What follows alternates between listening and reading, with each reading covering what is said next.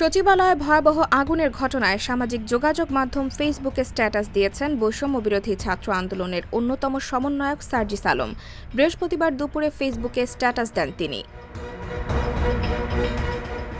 ফেসবুকে সার্জিস আলম লিখেছেন, বিগত ১৬ বছরে আওয়ামী লীগের যারা চার্টার দল ছিল তাদের মধ্যে অন্যতম স্টেক হোল্ডার ছিল আমলাদের বৃহৎ একটা অংশ। এদের ওপর ভর দিয়েই হাসিনা এই দেশে তার ক্ষমতা কুক্ষিগত করেছিল।